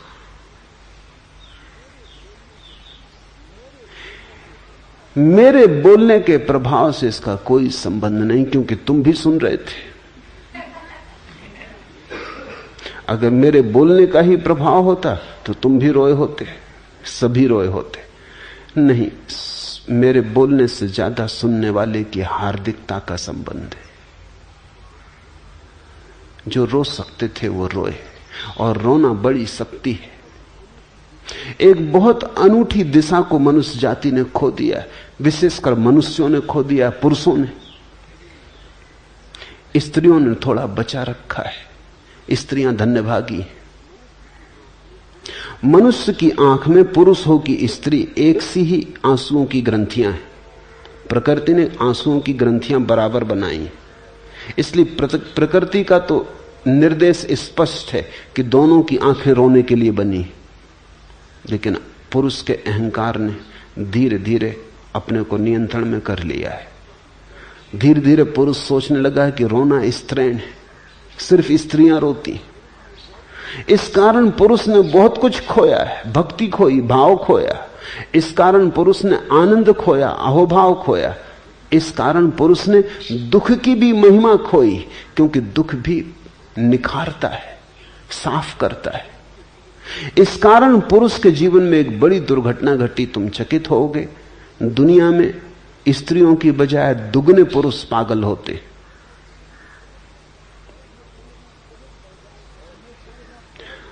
और यह संख्या बहुत बढ़ जाए अगर युद्ध बंद हो जाए, क्योंकि युद्ध में पुरुषों का पागलपन काफी निकल जाता है, बड़ी मात्रा में निकल जाता है।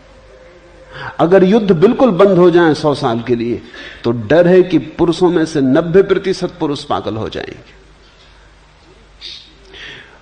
पुरुष स्त्रियों से ज्यादा आत्मघात करते हैं 2 गुना। आमतौर से तुम्हारी धारणा और होगी, तुम सोचते हो कि स्त्रियां ज्यादा आत्मघात करती, बातें करती हैं स्त्रियां, करती नहीं आत्मघात। ऐसा गोली वगैरह खा के लेट जाती हैं, मगर गोली भी हिसाब से खाती हैं। तो स्त्रियां प्रयास ज्यादा करती हैं आत्मघात का, लेकिन सफल नहीं होती। उस प्रयास में भी हिसाब होता। वस्तुतः स्त्रियां आत्मघात करना नहीं चाहती। आत्मघात तो उनका केवल निवेदन है, शिकायत का। वो ये कह रही कि ऐसा जीवन जीने योग्य नहीं, कुछ और जीवन चाहिए था। वो तो सिर्फ तुम्हें खबर दे रही हैं कि तुम इतने वज्र हृदय हो गए हो कि जब तक हम मरने को तैयार ना हो शायद तुम हमारी तरफ ध्यान ही ना दोगे। वो सिर्फ तुम्हारा ध्यान आकर्षित कर रही। ये बड़ी अशोभन बात है कि ध्यान आकर्षित करने के लिए मरने का उपाय करना पड़ता है। आदमी जरूर खूब कठोर हो गया होगा, पथरीला हो गया होगा। स्त्रियां मरना नहीं चाहती, जीना चाहती। जीने के मार्ग पर जब इतनी अड़चन पाती हैं, कोई सुनने वाला नहीं, कोई ध्यान देने वाला नहीं, तब सिर्फ तुम ध्यान दे सको इसलिए मरने का उपाय करती। लेकिन पुरुष जब आत्महत्या करते हैं तो सफल हो जाते। पुरुष पागलपन में आत्महत्या करते। ज्यादा पुरुष मानसिक रूप से रुग्ण होते हैं। कारण क्या होगा? बहुत कारण है, मगर एक कारण उनमें आंसू भी है। मनोवैज्ञानिक कहते हैं पुरुषों को फिर से रोना सीखना होगा। ये बल नहीं है जिसको तुम बल कह रहे हो, ये बड़ी कठोरता है। बल इतना कठोर नहीं होता, बल तो कोमल का है। तुमने देखा पहाड़ से झरना गिरता है, जल प्रपात गिरता है, कोमल जल। चट्टानें बड़ी सख्त, चट्टानें जरूर सोचती होंगी हम मजबूत हैं, ये जलधार कमजोर है, लेकिन अंततः जलधार जीत जाती, चट्टान रेत होकर बह जाती। परमात्मा कोमल के साथ है, निर्बल के बलराम। एक फूल खिला है, पास में पड़ी है एक चट्टान, चट्टान जरूर दिखती है मजबूत, फूल कमजोर, लेकिन तुमने कभी फूल की शक्ति देखी, जीवन की शक्ति? कौन चट्टान को सिर झुकाता है? तुम पत्थर को लेकर तो भगवान के चरणों में चढ़ाने नहीं जाते, तुम चट्टान सोच के कि बड़ी मजबूत है, चलो अपनी प्रेसी को भेंट कर दें, ऐसा तो नहीं करते। फूल तोड़ के ले जाते हो, फूल का बल है, फूल की गरिमा है, उसकी कोमलता उसका बल है, उसका खिलाव उसका बल है, उसका संगीत, उसकी सुगंध उसका बल है, उसकी निर्बलता में उसका बल है। सुबह खिला है सांझ मुरझा जाएगा, यही उसका बल है। लेकिन खिला है, चट्टान कभी नहीं खिलती, बस है। चट्टान मुर्दा है, फूल जीवंत है, मरेगा क्योंकि जिया है। चट्टान कभी नहीं मरती क्योंकि मरी ही है। कोमल बनो, आंसुओं को फिर से पुकारो, तुम्हारी आंखों को गीत और कविता से भरने दो, अन्यथा तुम वंचित रहोगे बहुत सी बातों से। फिर तुम्हारा परमात्मा भी एक तर्क जाल रहेगा, हृदय की अनुभूति नहीं, एक सिद्धांत मात्र रहेगा, एक सत्य का स्वाद और सत्य की प्रतीति नहीं। जो आंसू बहाकर रोए वे सौभाग्यशाली, वे बलशाली। उन्होंने फिक्र न की कि तुम क्या कहोगे। उनको भी फिक्र तो लगती है कि लोग क्या कहेंगे। जब कोई आदमी जार जार रोने लगता है तो उसे भी फिक्र लगती है कि लोग क्या कहेंगे। बल चाहिए रोने को कि फिक्र छोड़े कि लोग क्या कहेंगे। कहने दो, होंगे बदनाम तो हो लेने दो, हमको जी खोल के रो लेने दो।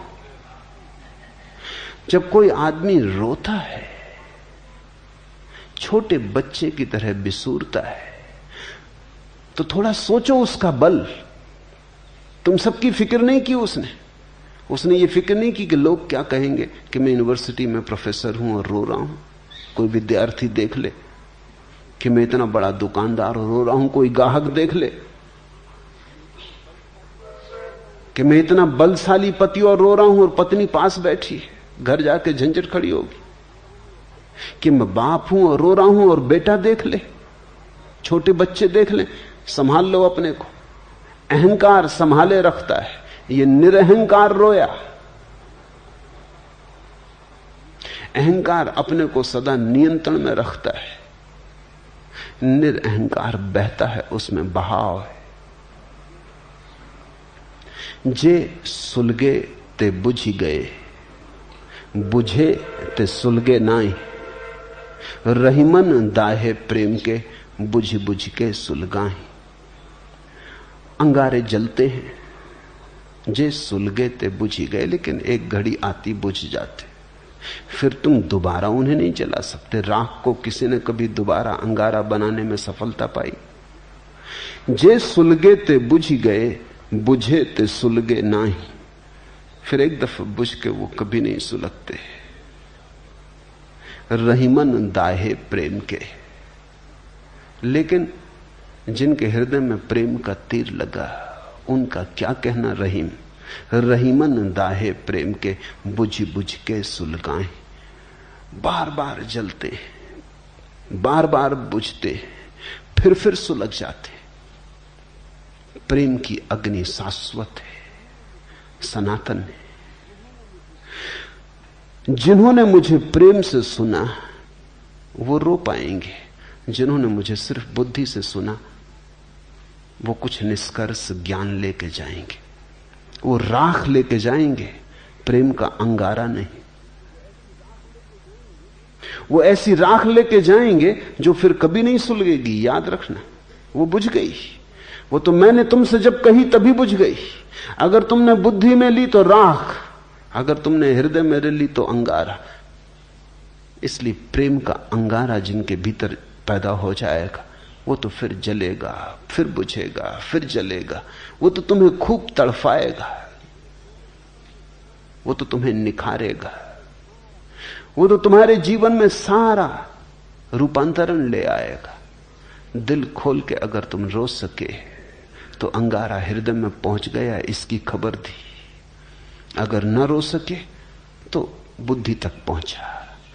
थोड़ी राख इकट्ठी हो जाएगी, तुम थोड़े जानकार हो जाओगे, तुम दूसरों को समझाने में थोड़े कुशल हो जाओगे, वाद विवाद तर्क करने में तुम थोड़े निपुण हो जाओगे। बाकी मूल बात चूक गई। जहां से अंगारा ला सकते थे वहां से सिर्फ राख लेके लौट आए। फिर तुम उस राख को चाहे विभूति कहो, कुछ फर्क नहीं पड़ता। राख राख है।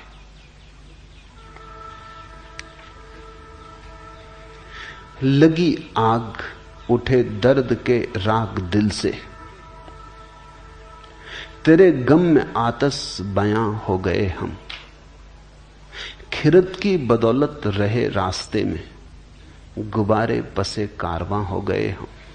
लगी आग उठे दर्द के राग दिल से, वो आंसू आग लग जाने के आंसू थे। जब किसी को रोकते देखो उसके पास बैठ जाना।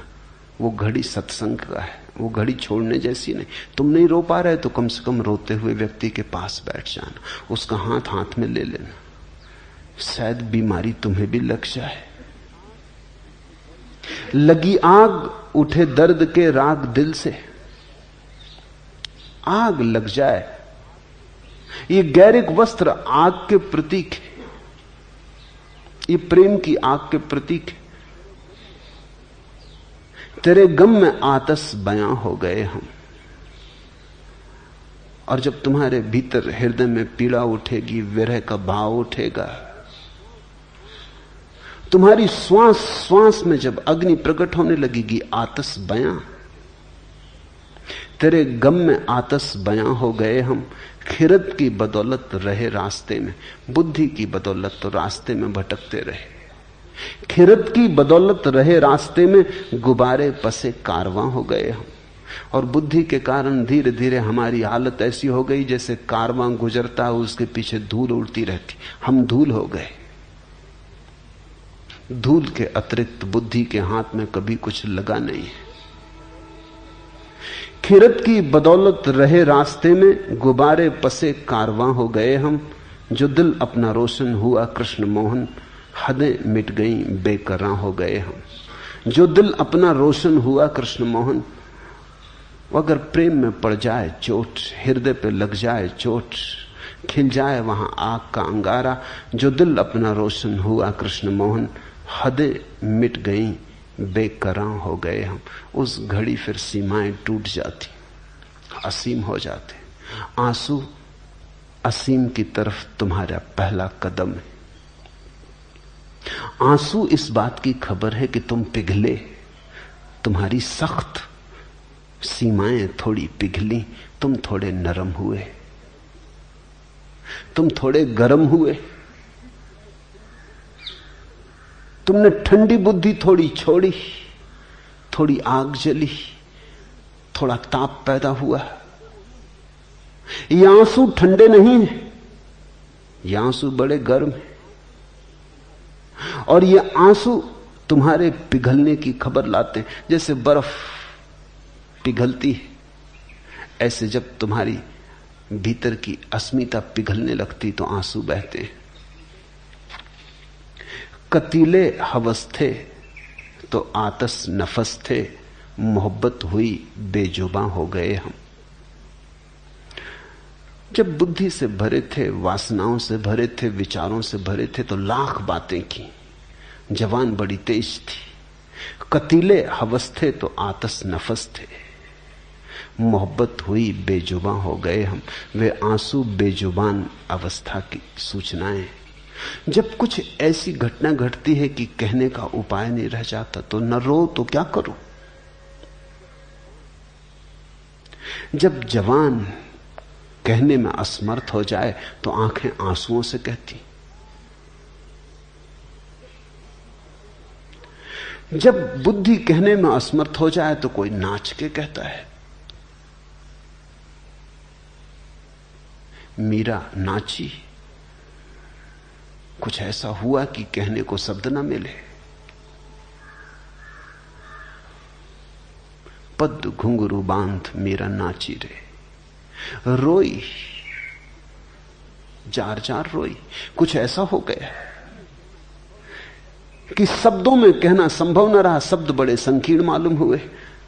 आंसू ही कह सकते थे, आंसुओं से ही कहा। नहीं, इस तरह के भाव मन में मत लेना कि वो लोग कमजोर हैं। वे लोग शक्तिशाली हैं। उनकी शक्ति कोमलता की है। उनकी शक्ति संघर्ष की और हिंसा की नहीं है। उनकी शक्ति हार्दिकता की है। क्योंकि अगर तुमने सोचा कि ये लोग कमजोर हैं तो फिर तुम कभी भी ना रोओगे। इसलिए तुमसे बार बार जोर दे के कह रहा हूं, उनको कमजोर मत समझना, उनसे ईर्ष्या करो। बार बार सोचो कि क्या हुआ कि मैं नहीं रो पा रहा हूं।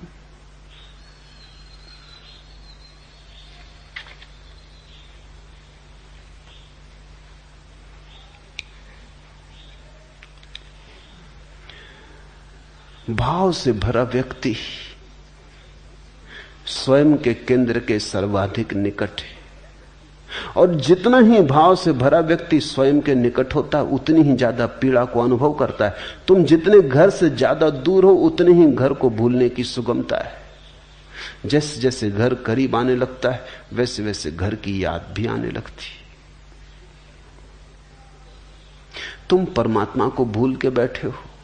परमात्मा शब्द तुम्हारे कानों में पड़ता है लेकिन कोई हलचल नहीं होती। सुन लेते हो, एक शब्द मात्र है। परमात्मा शब्द मात्र नहीं है। उसे सुन लेने भर की बात नहीं है। जिसके भीतर कुछ थोड़ी सी अभी भी जीवन की आग है उसे परमात्मा झकझोर देगा। शब्द मात्र झकझोर देगा। चाहते हो अगर मुझे दिल से, फिर भला किस लिए रुलाते हो। भक्त सदा परमात्मा से कहते रहे, चाहते हो अगर मुझे दिल से, फिर भला किस लिए रुलाते हो।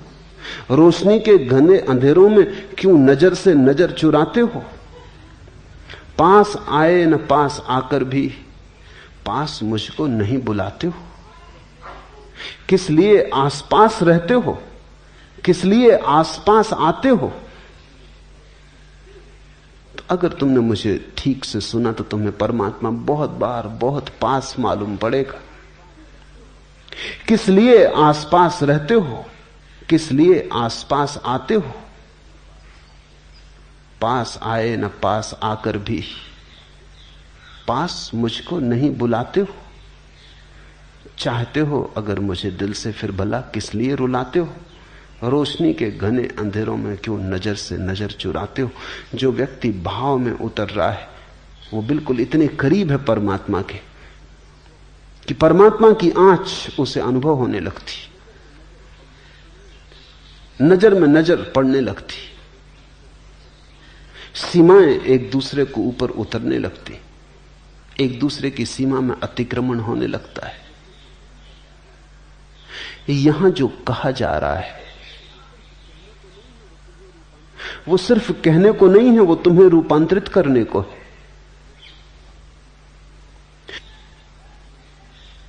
वो तुम्हें संपूर्ण रूप से जड़ मूल से बदल देने की बात है।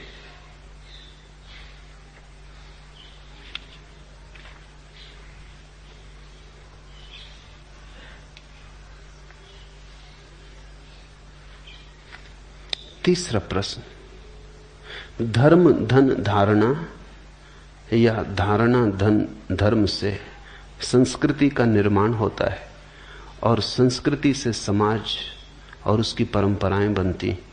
पूज्यपाद ने बताया कि धर्म सबके खिलाफ है। अगर धर्म सभी के विरोध में रहेगा तो किसी प्रकार की अराजकता होना असंभव है क्या?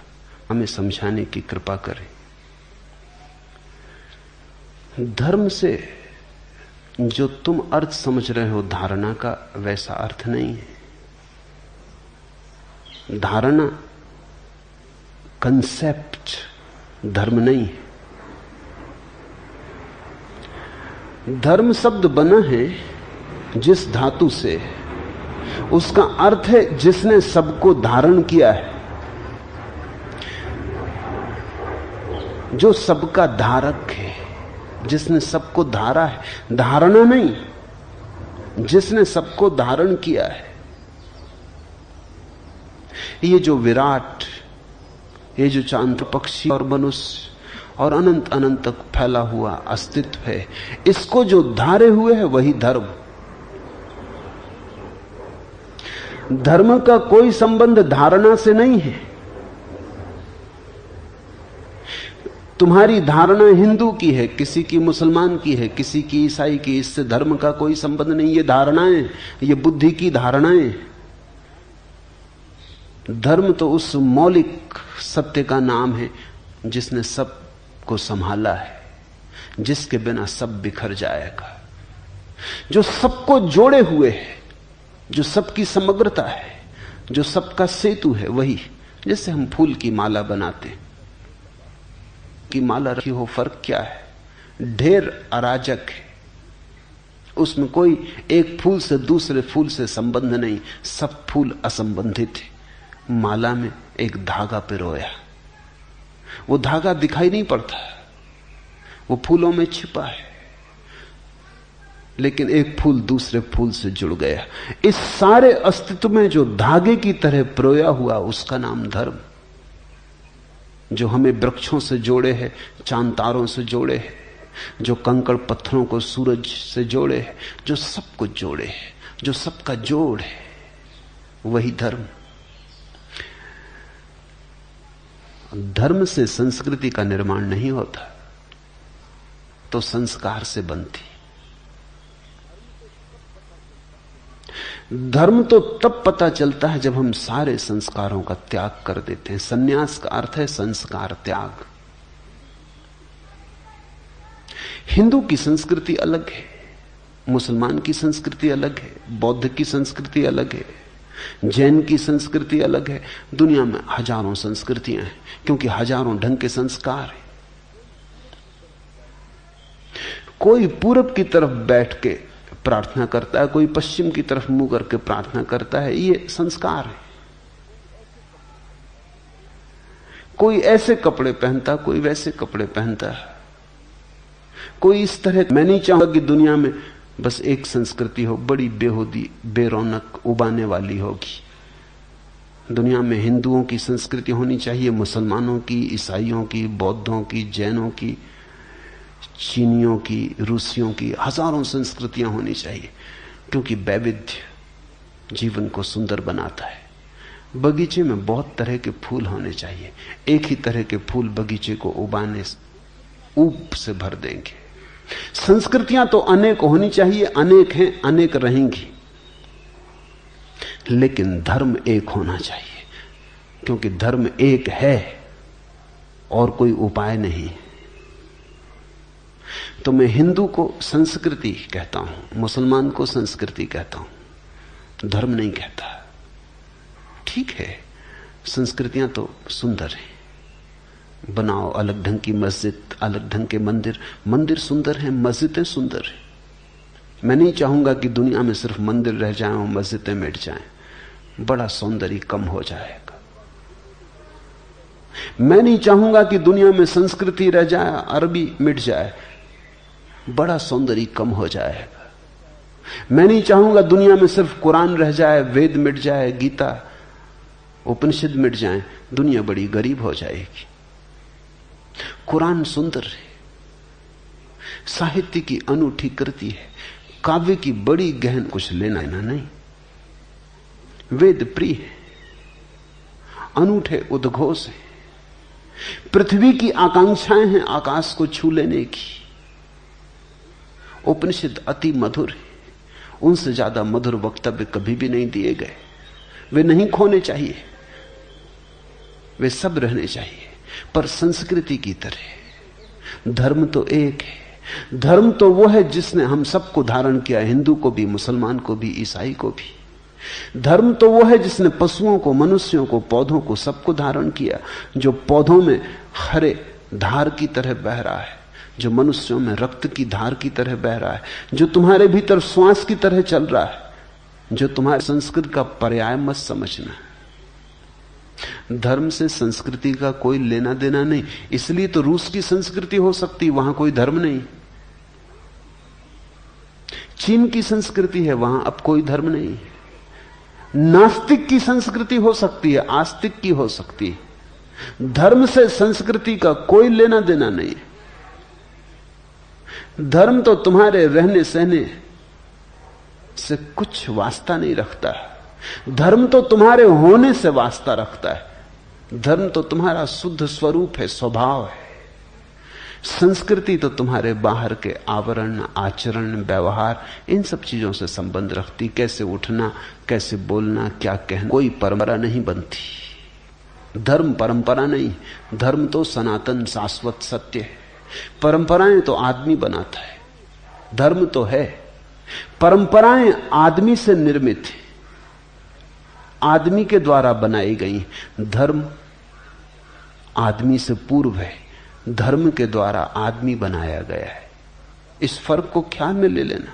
इसलिए परंपरा को भूल के भी धर्म मत समझना।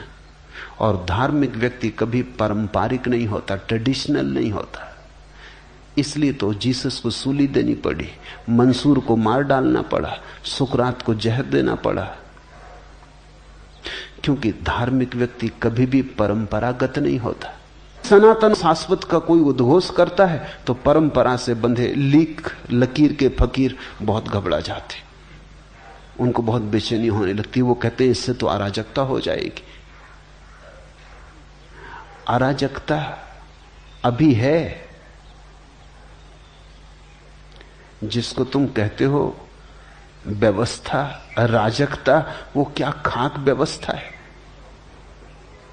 सारा जीवन कलह से भरा है, सारा जीवन न मालूम कितने अपराधों से भरा है, और सारा जीवन दुख से भरा है। फिर भी तुम घबराते हो अराजकता हो जाएगी।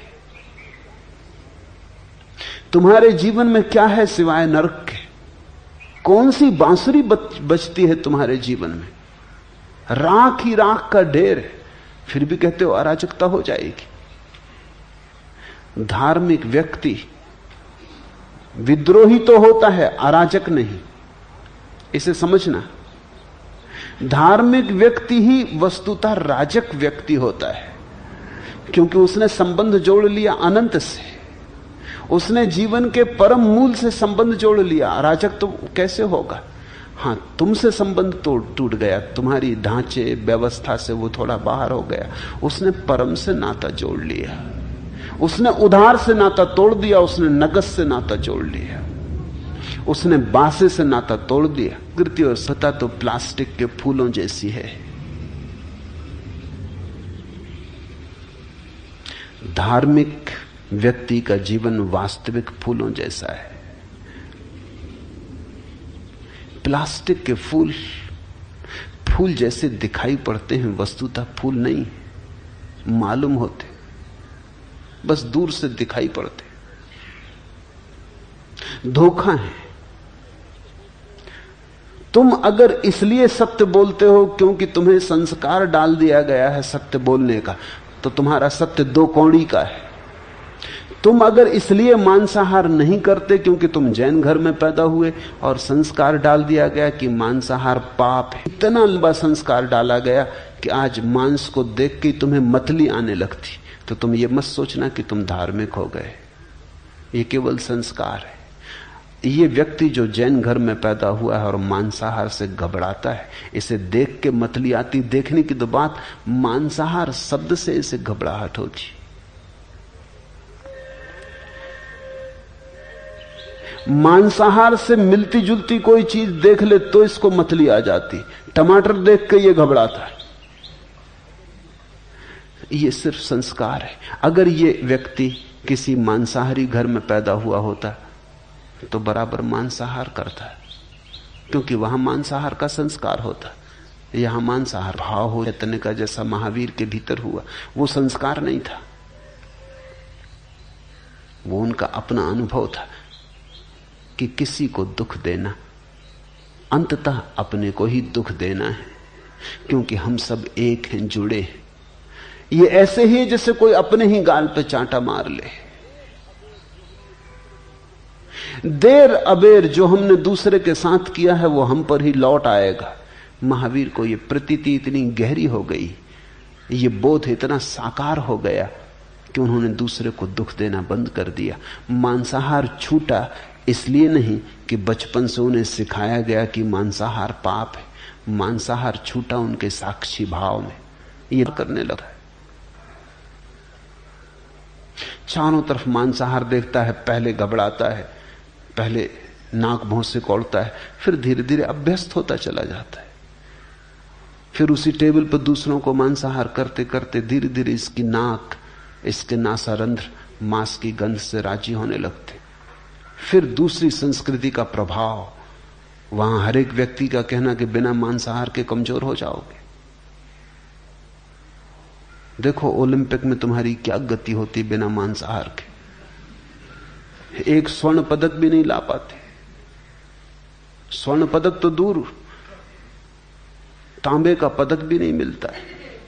तुम अपनी हालत तो देखो, 1000 साल तक गुलाम रहे, बल क्या है तुम में? तुम्हारी औसत उम्र कितनी है? कितनी हजारों बीमारियां तुम्हें पकड़े हुए। निश्चित ही मांसाहारी मुल्कों की उम्र 80 साल के ऊपर पहुंच गई, औसत उम्र 80, 85, जल्दी ही 100 साल औसत उम्र हो जाएगी। यहां 30, 35 के आसपास हम अटके हुए। कितनी नोबेल प्राइज तुम्हें मिलती। अगर शुद्ध शाकाहार बुद्धि को शुद्ध करता है तो सब नोबेल प्राइज तुम्ही को मिल जानी चाहिए थी। बुद्धि तो कुछ बढ़, एक आध जैन को नोबेल प्राइज मिली। क्या मामला क्या है? तुम 2000 साल से शाकाहारी हो, 2000 साल में तुम्हारी बुद्धि अभी तक शुद्ध नहीं हो पाई। तो मांसाहारी के पास दलीलें हैं, वो कहता तुम्हारी बुद्धि कमजोर हो जाती, क्योंकि ठीक ठीक प्रोटीन, ठीक ठीक विटामिन, ठीक ठीक शक्ति तुम्हें नहीं मिलती, तुम्हारी देह कमजोर हो जाती, तुम्हारी उम्र कम हो जाती, तुम्हारा बल कम हो जाता। अमेरिका में तुम रोज देखते हो, खबरें सुनते हो अखबार में कि किसी 90 साल के आदमी ने शादी की, तुम हैरान होते हो, तुम कहते हो ये मामला क्या पागलपन का है।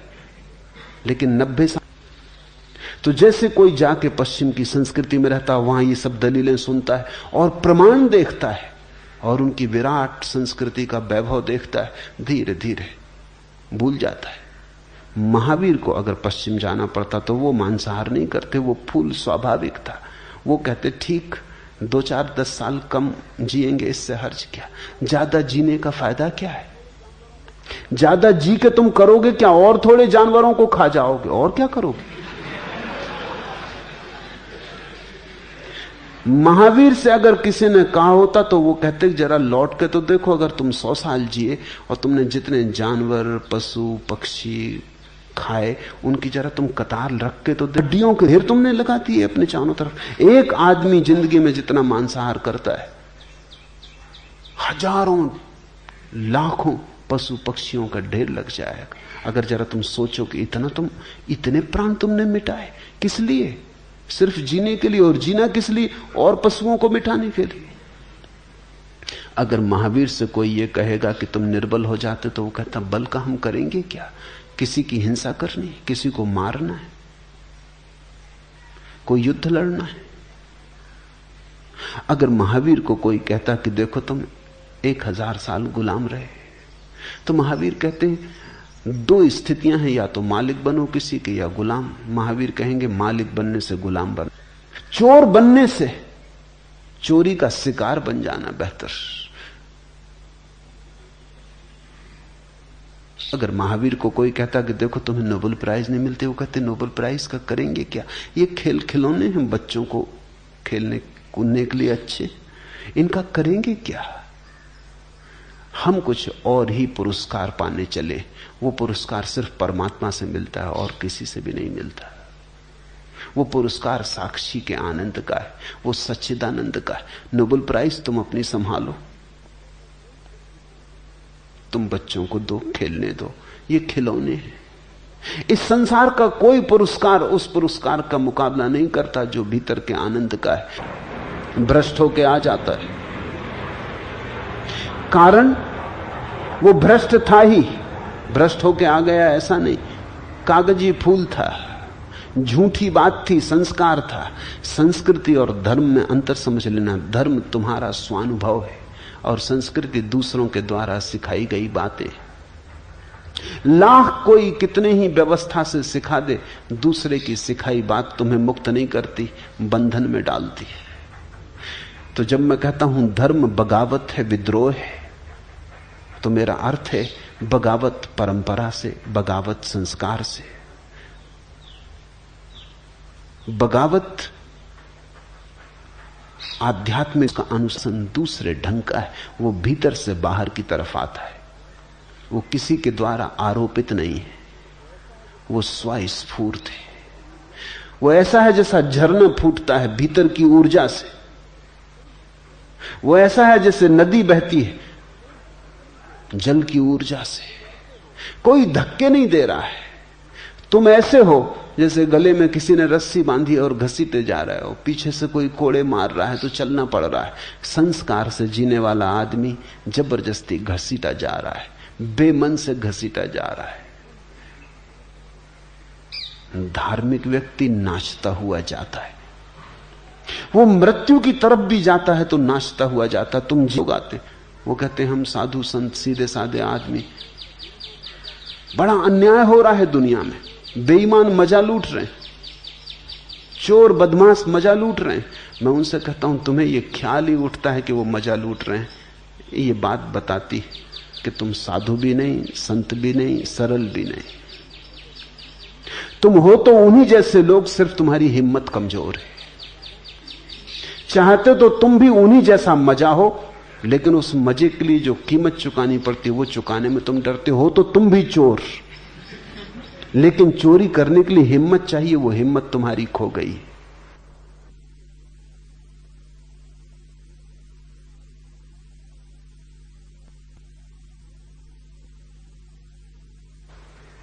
चाहते तो तुम भी हो कि बेईमानी करके धन का अंबार लगा लें, लेकिन बेईमानी करने में कहीं फंस ना जाएं, पकड़े ना जाएं, इसलिए तुम रुके हो। अगर तुम्हें पक्का आश्वासन दे दिया जाए कि कोई तुम्हें पकड़ेगा नहीं, कोई तुम्हें पकड़ने वाला नहीं है, कोई पकड़ने का डर नहीं, तुम तत्क्षण चोर हो जाओगे। धार्मिक व्यक्ति तो दया खाता है उन पर जो बेईमानी कर रहे हैं, क्योंकि वो कहता है ये बेचारे कैसे परम आनंद से वंचित हो रहे हैं, जो हमें मिल रहा है वो इन्हें नहीं मिल रहा। धार्मिक व्यक्ति ईर्ष्या नहीं करता अधार्मिक से, दया खाता है, मन ही मन में रोता है कि इन विचारों को, सिर्फ क्योंकि उसके पास कुछ विराटतर है, और उसी विराट के कारण उसके जीवन में एक अनुशासन होता है। उस अनुशासन के ऊपर कोई अनुशासन नहीं है। धार्मिक व्यक्ति विद्रोही है, लेकिन अनुशासनहीन नहीं। उसका अनुशासन आत्मिक है, आंतरिक है, आत्मानुशासन है उसका अनुशासन।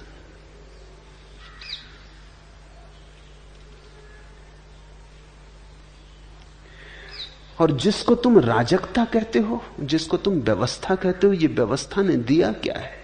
युद्ध दिए, हिंसा दी, पाप दिए, घृणा दी, वैमनस्य दिया क्या है? पापियों ने तो हमको बचाया सदा, पाप हमने किए सज्जनों के लिए। प्रश्न जब भी मिले सब मुखौटे लगा, उम्र हमको मिली उलझनों के लिए। भीड़ सपनों की हमने उगाई सदा, बंजारों के नगर निर्जनों के लिए। किन लुटोरों की दुनिया में हम आ गए, हाथ कटते यहां कंगनों के लिए। जिंदगी ने निचोड़ा है इतना हमें, बेच डाले नयन दर्शनों के लिए। यहां है क्या? आंखें तक बिक गई इस आशा में कि कभी दर्शन होंगे। आत्मा तक बिक गई है इस आशा में कि कभी परमात्मा मिलेगा। ऐसा है जन, कोई किसी का मित्र नहीं, सब शत्रु ही शत्रु मालूम होते। यहां मिलता तो कुछ भी नहीं। किस बात को तुम व्यवस्था कहते हो? व्यवस्था तो तभी हो सकती है जब जीवन में आनंद हो। आनंद एक व्यवस्था लाता है। आनंद के पीछे छाया की तरह आती है व्यवस्था। स्मरण रखना, दुखी आदमी अराजक होता है, सुखी आदमी अराजक नहीं हो सकता। दुखी आदमी अराजक हो ही जाता, उसे मिला क्या है तो वो तोड़ने फोड़ने में उत्सुक हो जाता है। जिसके जीवन में कुछ भी नहीं मिला है वो नाराजगी में तोड़। इस व्यवस्था को, इस धोखे की व्यवस्था को तुम व्यवस्था मत समझ लेना। ये राजनीतिज्ञों की चालबाजी है। और जिन्हें तुम समझते हो कि वो तुम्हारे नेता हैं, जिन्हें तुम समझते हो तुम्हारे राहबर, वो राहजन है, वही तुम्हें लूटते हैं। चलो अब किसी और के सहारे लोगों। बड़े खुदगर्ज हो गए थे किनारे लोगों, अब तो किनारे का भी सहारा रखना ठीक नहीं मालूम पड़ता। चलो अब किसी और के सहारे लोगों, बड़े खुदगर्ज हो गए थे किनारों लोगों। सहारा समझ अंधड़ से गई हैं पतवारें लोगों। क्या गुजरेगी सफीने पे खबर नहीं, अंधड़ से मिल गई हैं पतवारें लोगों। हजारों बेबस आहें दफन हैं यहां, महज पत्थरों के ढेर नहीं हैं ये मजारें लोगों। यहां अंधड़ से मिल गई हैं पतवारें। यहां जिन्हें तुम समझते हो तुम्हारे सहारे हैं वो तुम्हारे शोषक हैं, और जिन्हें तुम समझते हो कि व्यवस्थापक है वो केवल तुम्हारी छाती पर सवार है। तुमने कभी ख्याल किया, जो भी आदमी पद पे होता है वो व्यवस्था की बात करने लगता है, और जो आदमी पद के बाहर होता है राजनीति में वो बगावत की बात करने लगता है। नाक है, अनुशासन पर्व की जरूरत है। ये सारी दुनिया में सदा से ऐसा होता रहा। राजनीतिक को सिर्फ पद का मोह है, न व्यवस्था से मतलब है, न अव्यवस्था से। हां, जब वो व्यवस्था का मालिक नहीं होता, जब खुद के हाथ में ताकत नहीं होती, तब वो कहता है सब गलत है, तब क्रांति की जरूरत है। और जैसे ही वो पद पे आता है फिर क्रांति की बिल्कुल जरूरत नहीं, क्योंकि क्रांति का काम पूरा हो गया। वो काम इतना था उसको पद पे लाना, वो काम पूरा हो गया। फिर जो क्रांति की बात करे वो दुश्मन है, और वो जो क्रांति की बात कर रहा है उसको भी क्रांति से कुछ लेना देना नहीं है। ये बड़ी कुर्सी से उतरे क्रांति, अब क्रांति तुम्हारे हित में। धार्मिक व्यक्ति को न तो व्यवस्था से मतलब है न क्रांति से। धार्मिक व्यक्ति को आत्मानुशासन से मतलब है। धार्मिक व्यक्ति चाहता है बाहर के सहारे बहुत खोज लिए, कोई व्यवस्था नहीं आ सकी दुनिया में। अब जागो, अपना सहारा खोजो, अपनी ज्योति जलाओ। बाहर के दियों के सहारे बहुत चले और भटके, सिर्फ भटके, खाए खंडहरों में गिरे, लहू लुहान हुए। अब अपनी ज्योति जलाओ और अपने सहारे चलो। नहीं कोई बाहर तुम्हें व्यवस्था दे सकता है, अपनी व्यवस्था तुम स्वयं दो। तुम्हारा आज इतना ही। हरिओम तत्सत।